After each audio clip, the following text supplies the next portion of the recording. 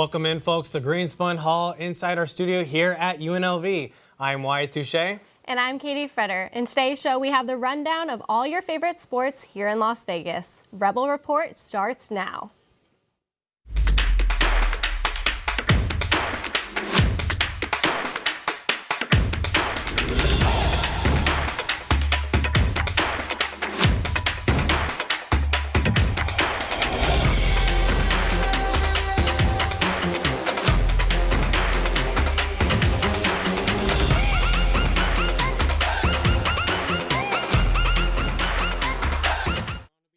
Town, but it is now become a city of champions.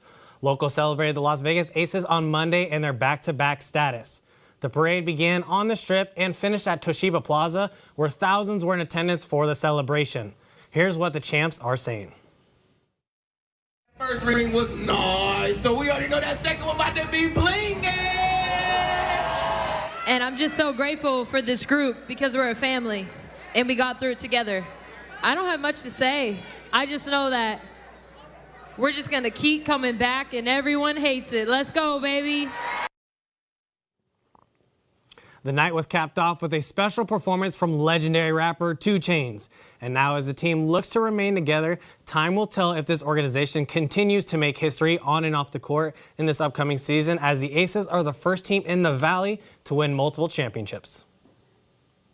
The Las Vegas Raiders squared off this weekend against the Chicago Bears. Here's Matthew Fesenfeld with more on that. The Las Vegas Raiders squared off against the Chicago Bears this past weekend in Chicago. The Raiders started off slow and had to settle for a missed field goal by Daniel Carlson. The Bears would take advantage of this and punch in a 3-yard touchdown by D'Onta Foreman to go up 7-0 late in the first quarter.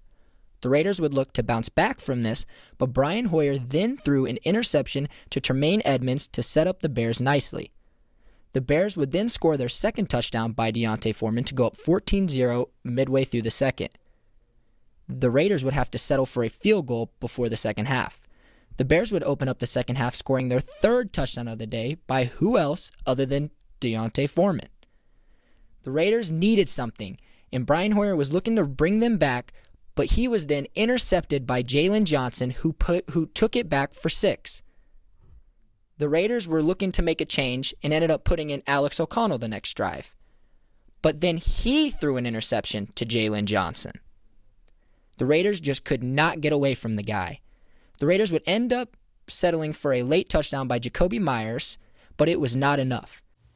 The Bears would end up winning 30-12. The Raiders' next game is next Monday against the Detroit Lions in Detroit. The Raiders look to bounce back while the Lions look to stay at the top of the NFC North. You know Rebel Report will have the coverage. Back to you at the desk. The Raiders take on the Detroit Lions next week for Monday Night Football. Rebel Report will have all the details on the game.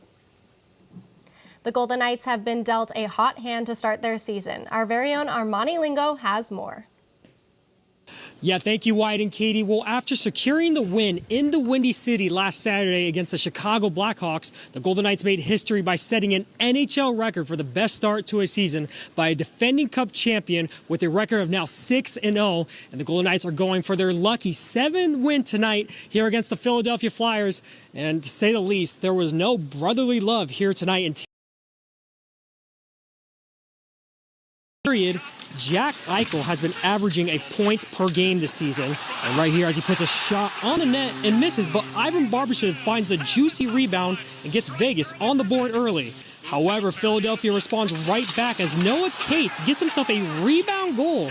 We are now tied at 1. And moments later, Cam Atkinson throws a backhand shot on the net, and Thompson struggles to handle the puck and goes right in the back of the net. Flyers now take a 1-goal lead, but check out this move by Paul Carter. He puts it between his own legs and goes blocker side on Carter Hart to tie the game at 2. And in the final minutes in the third, Eichel drops off for Shea Theodore, and Shea Theodore rips it to give Vegas their 7th straight win. You know, Paul Cotter hops over the boards and makes a great individual effort. I mean, it was a good play to get out of our zone by Corsi and Carly to support it, but pretty good play one-on-one. And I think we have guys like that different guys that can help you win. I think that's probably the simplest answer is we've got a lot of good players that can hurt you offensively. Yet again, it's another depth player that gets on the score sheet for the Golden Knights as they continue to use their identity, and that's a big reason why they are 7-0 and now look to play the Chicago Blackhawks tomorrow afternoon here at T-Mobile Arena. My name is Armani Lingo, reporting for Rebel Report, and we're signing off here from T-Mobile Arena. Now, Wyatt and Katie, back to you guys at the desk. Thanks, Armani. It surely has been a golden start for the Knights. The Apex is home to not only the UFC, but the newest and highest grossing sport in existence. Power Slap hosted its 5th event at the Apex with 4 sensational title fights. Starting with the featured prelim, Sheena the Hungarian Hurricane Bathory cracks Christine Walmarens with a vicious round 2 knockout that crumbled Walmarens onto the table and then the ground. Bathory's victory is the first women's match in Power Slap history. Heading into the 185-pound division, John Davis, the reigning champion, showed up and out in the 5-round match to defend his belt by unanimous decision. And now one of the greatest to do it, Ron Beta, known as the Wolverine, blocked out the chirping from challenger Austin Turpin and delivered his first title defense by unanimous decision as the light heavyweight champ.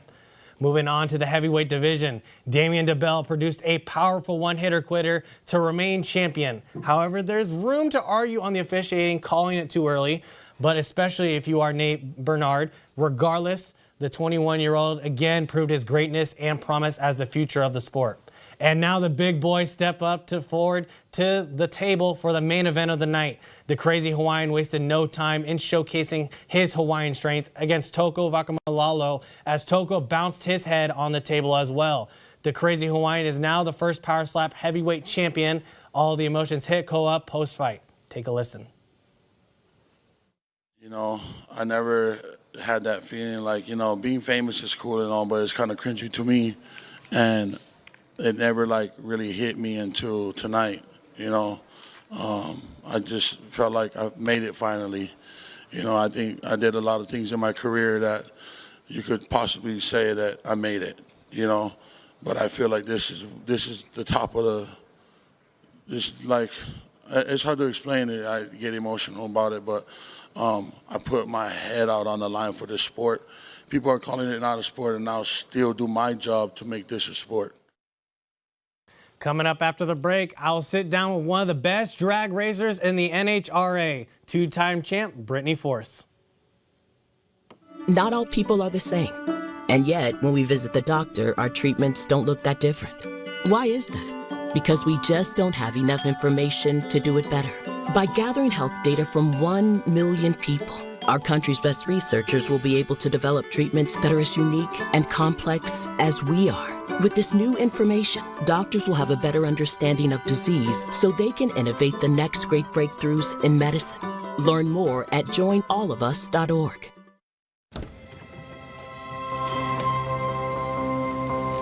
The impact of a meal goes well beyond feeding our bodies.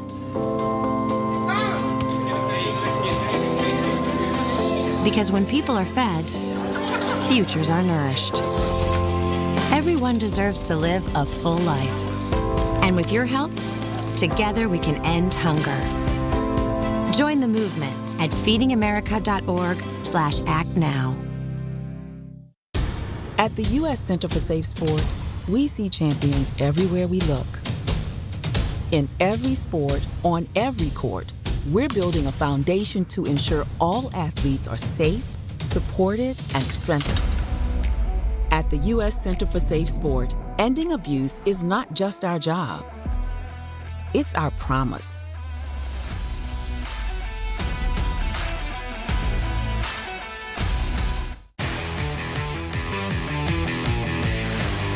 Excited to be with our special guest here today. She is the second woman in history to win a Top Fuel championship back in 2017, the first woman to be the #1 qualifier in Top Fuel at the U.S. Nationals in 2019, and still holds the national record with the fastest Top Fuel run in history at 338 miles per hour. And I can go on and on about the list of accolades. She's the 2-time NHRA Top Fuel champion who is on the quest for a third. Ladies and gentlemen, Brittany Force. Hi, thank you for having me. Thank you so much for your time. And let's jump right into it. This year so far, you're standing 7th in the standings right now.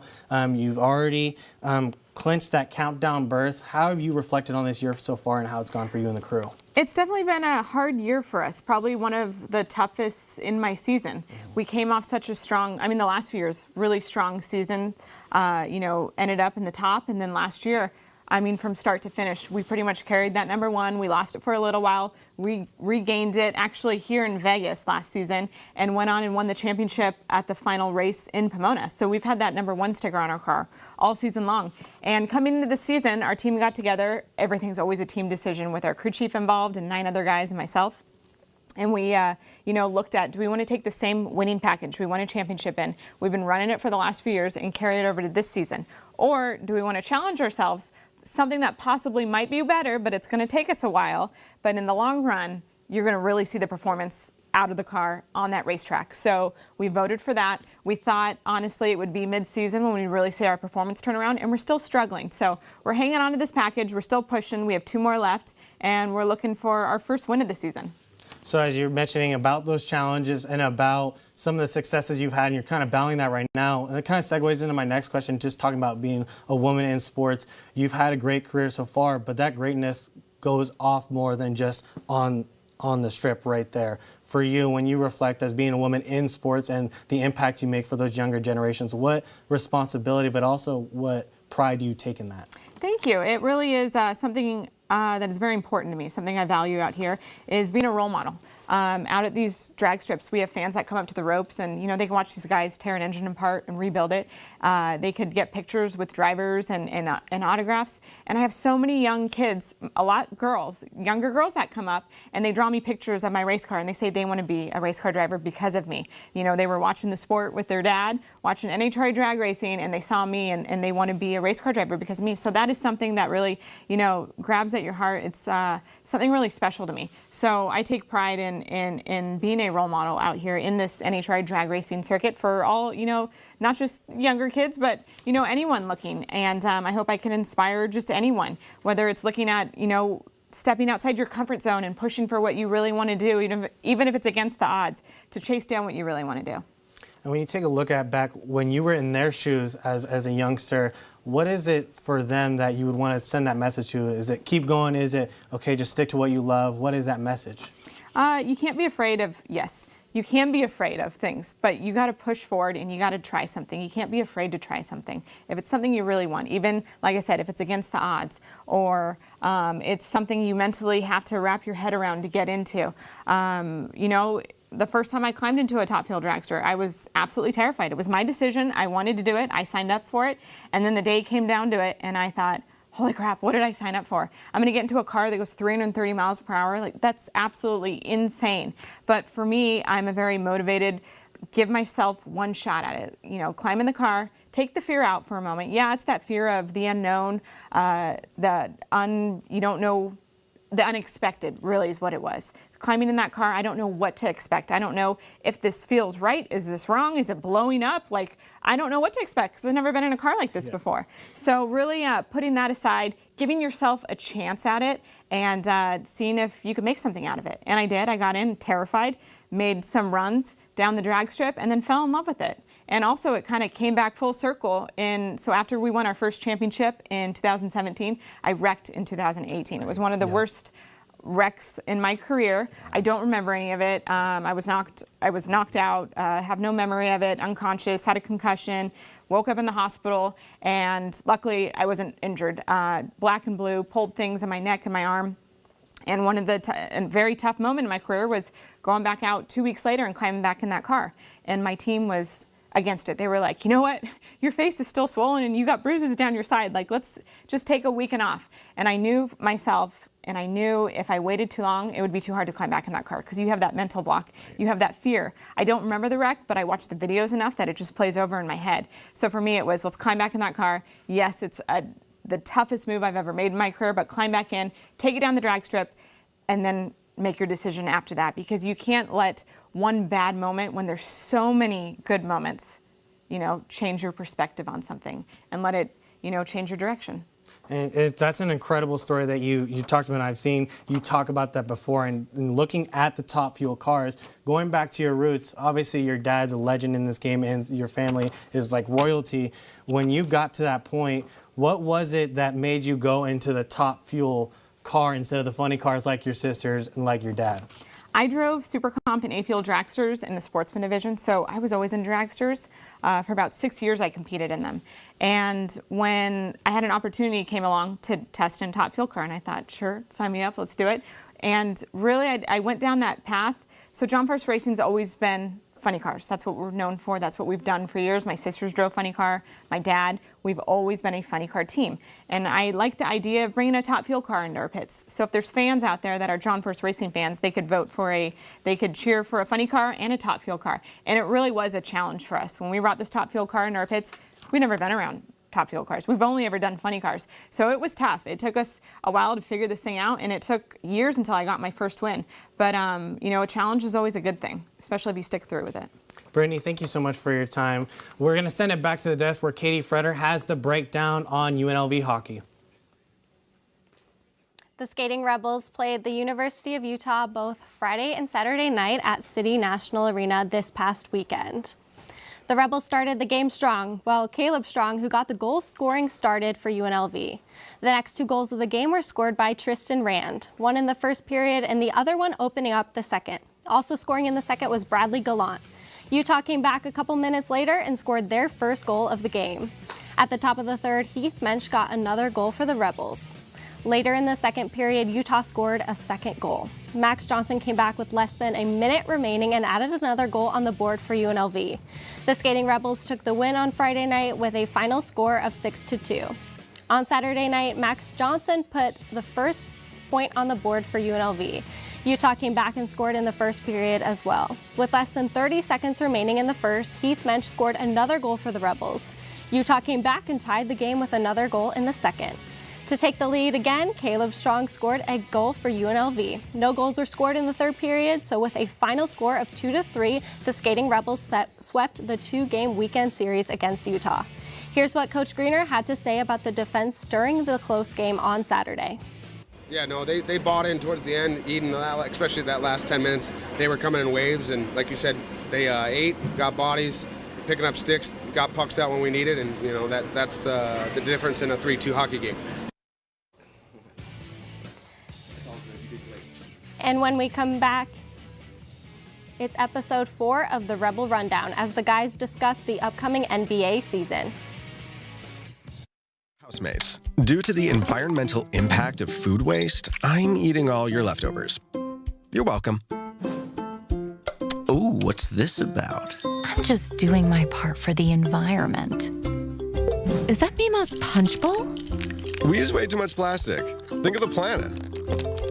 Who is the best princess? The environment is the best excuse.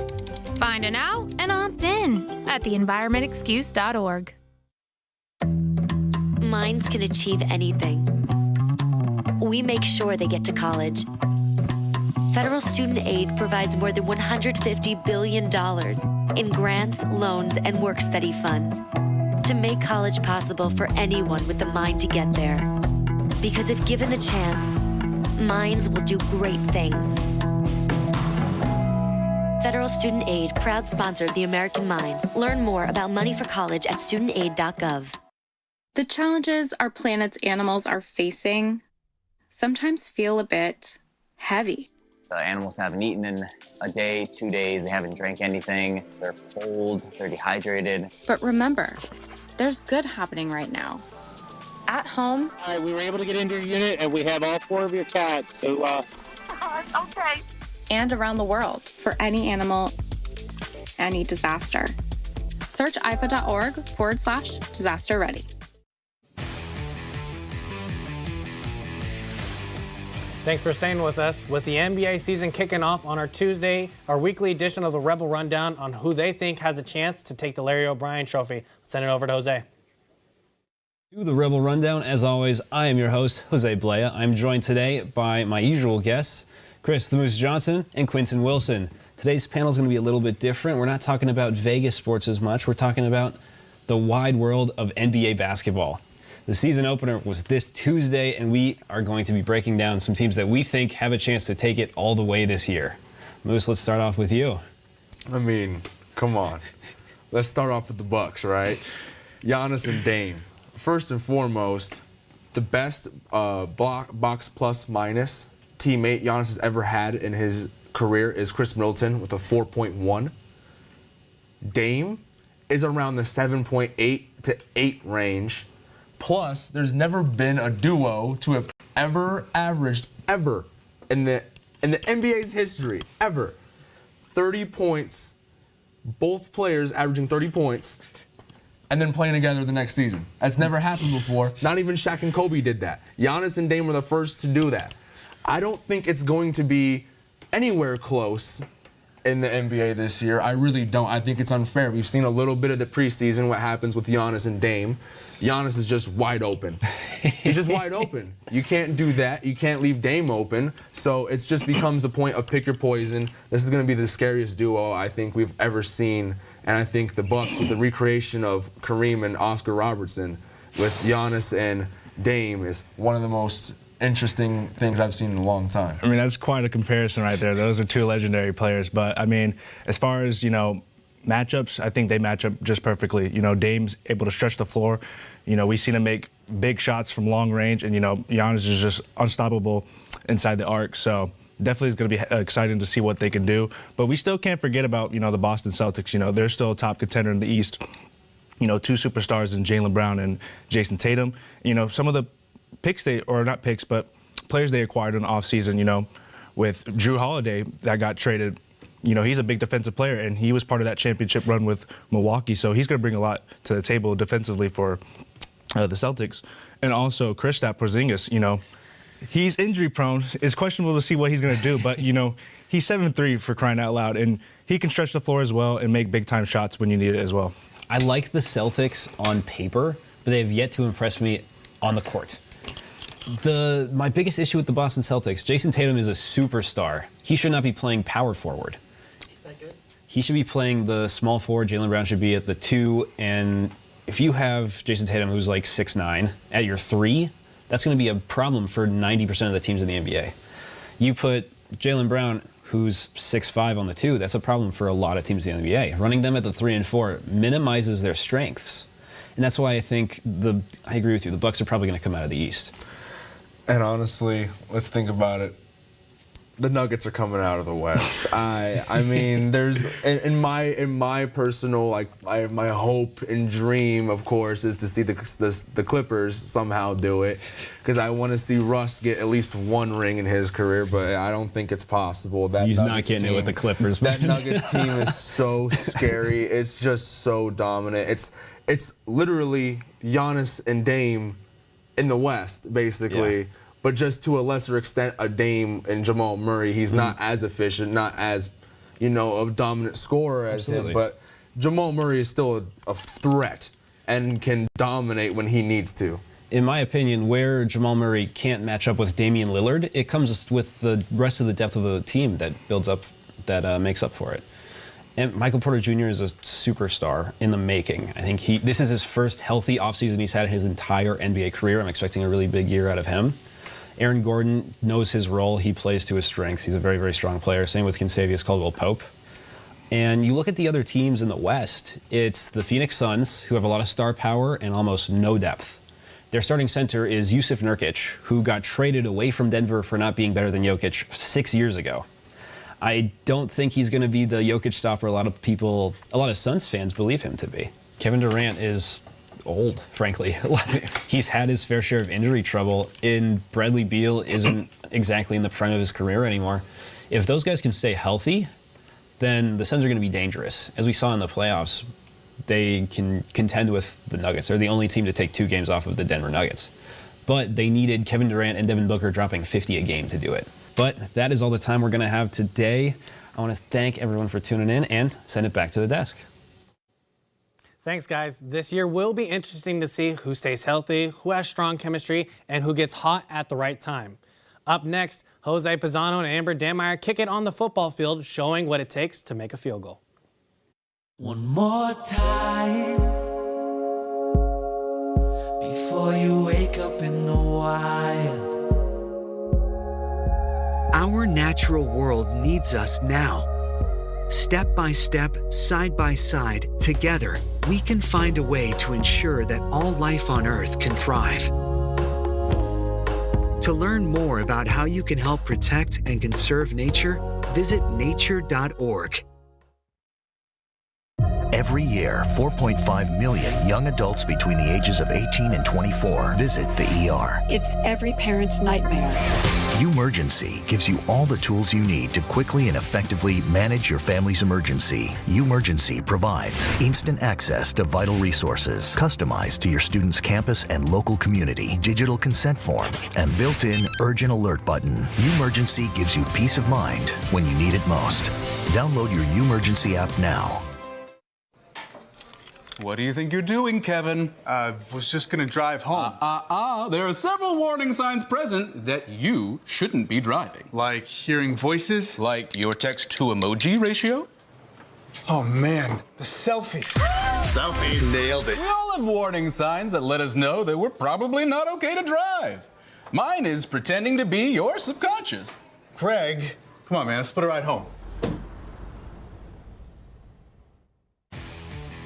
Rebel football had a record-setting weekend against the CSU Rams. Here's Manny Garcia to break down all the action. Live, and what a time to be a Rebel fan. The Rebel football team is 6-1 after winning against the CSU Rams in a tight battle to the end, with touchdowns and field goals from both the Rebs and the Rams. The action was slow to start, but Jose Pisano got the Rebels going with a field goal, putting the Rebels up 3-0. Jordan Noyes and Avery Morris of the CSU Rams all put points up on the board, making the score going into halftime 13-3. It all came down to the last 3 seconds when Jose Pisano scored a 28-yard field goal. The crowd erupted in screams of pure, unadulterated joy as the Rebels ended up winning against the Rams. The fans' response? Let's go bowling. A win is a win, no matter how close it is. And it was close. But the Rebels proved to UNLV and to the world why their story matters. As always, I am Manny Garcia for the Rebel Report, here from Allegiant Stadium. Now let's go back to the desk with Wyatt and Katie. Thank you, Manny. With this win, the Rebels now qualify for the postseason bowl game. To talk about bowl eligibility, here's Armani Lingo. Yeah, thanks, Katie. There's no doubt that Las Vegas already has a winning culture here. I mean, you got the Golden Knights winning the Stanley Cup in only 6 years of their existence. And yeah, of course, the Las Vegas Aces winning back-to-back championships. And now it seems like UNLV football is trying to be a part of that winning culture. And after beating Colorado State, the Rebels are going bowling as they're bowl eligible. The last time they were bowl eligible was in 2014 and were coached by Bobby Hawk in the good old Sam Boyd days. But Coach Odom, after the Colorado State game, said it's a standard for the team to be bowl eligible every season, and their main goal is to win a championship. Now with that, the Rebels have a tough schedule coming up this weekend as they take on the Fresno State Bulldogs, who are 6-1 and are coming off a bye week. Then in 3 weeks, the Rebels will take on Air Force, who are currently ranked 19th in the nation. If the Rebels can finish off strong, you bet it will keep and attract new recruits to continue to break attendance records at Allegiant Stadium and bring a new culture to the UNLV campus, a culture that Las Vegas has been waiting for a long time. Now, I'm going to send it back to Wyatt and Katie at the desk. Thanks, Armani, and congratulations to Rebel football.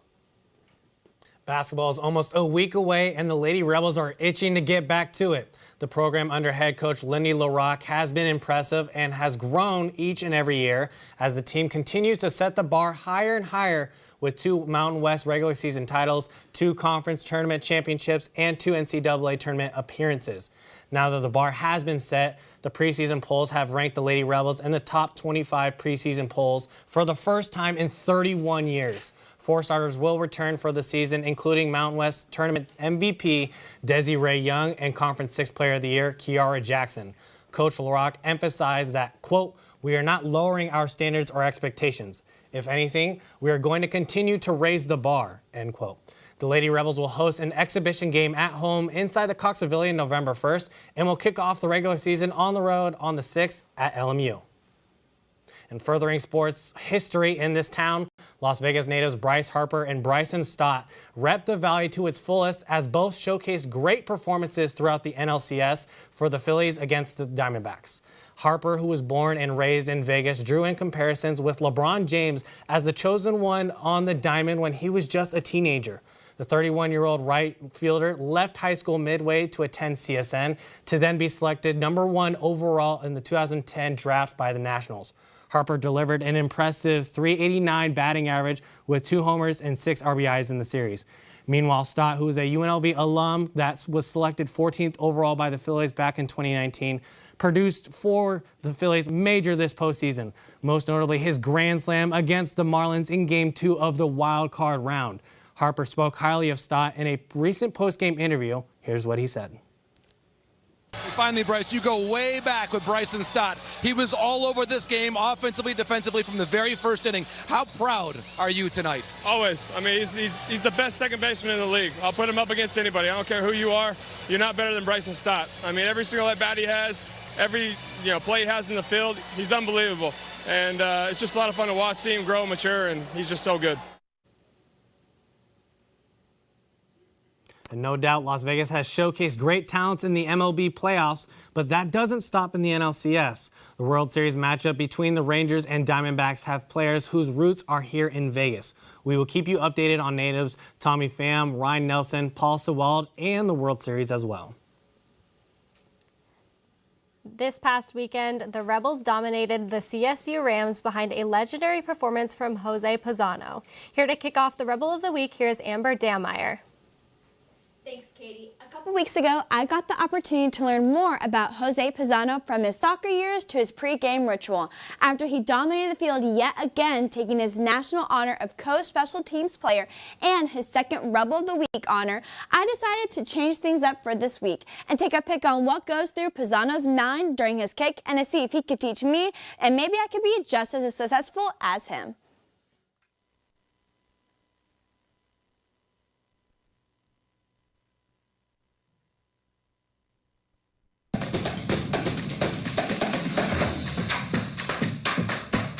Rebel Report, I'm here with this week's Rebel of the Week, Jose Pisano. Now, Jose, I know I asked you a couple weeks ago when you were the Rebel of the Week some burning questions so fans can get to know you. But this week, we're going to do it a little bit differently.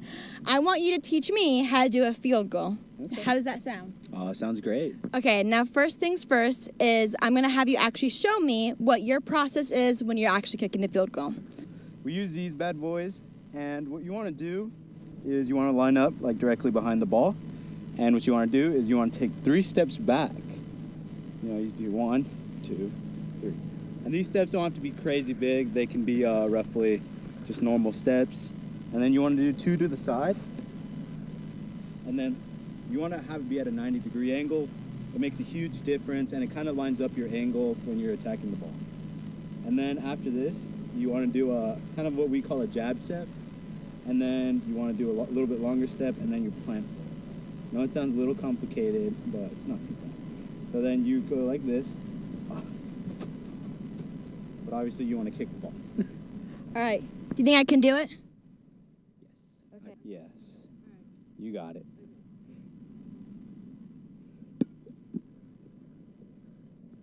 It's good. That's pretty good. Okay. Thank you, Jose. All right. And then we'll just do like a little... Pisano leads the nation with an 18 for 19 on-field goals for the season, including the game winner versus Colorado State. He also broke 2 school records, including the most points by kicking in a game. While it is clear I may not be as gifted as Pisano, one thing is for sure is he makes a great impact to the team. Back to you guys at the desk. Thanks, Amber. Tune in next week to see who the next Rebel of the Week is. And that's it from us here inside the studio. Thank you for joining us. Stay up to date with all Rebel Report coverage on Instagram, Twitter, and YouTube. We will see you guys next week on Rebel Report.